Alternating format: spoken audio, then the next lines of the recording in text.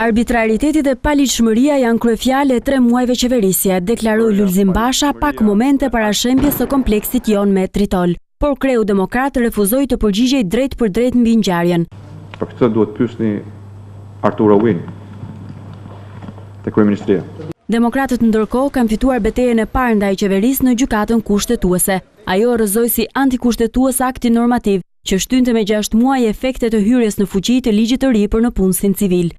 Pastrimet e paligjshme në administratën publike kanë vazhduar edhe dje, kur sipas njoftimeve, Gjykata Kushtetuese e Republikës së Shqipërisë ka vendosur rrëzimin e aktit normativ qeverisë për shtyrjen e hyrjes në fuqi të ligjit për nëpunësin civil, për rrjedhim anullimin e gjithë efekteve që ky akt tashmë haptasi antikushtetues ka prodhuar gjatë këtyre 3 muajve të qeverisjes. Kundër ligjit. Për të gjithë të larguarit nga puna, që prej demokratëve në total llogaritën në 4500, por që të ankuar direkt në Selim Blu janë rreth 1200, po përgatitet një paketë e posaçme në ndihmë ndaj tyre.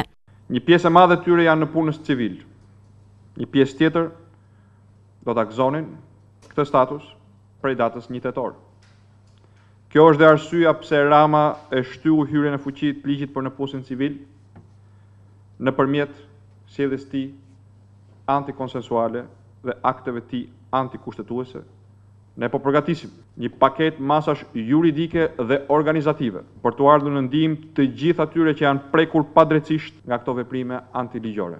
Shkaktarët dhe përgjegjësit e këtyre veprimeve të paligjshme do të përgjigjen herët avon para ligjit.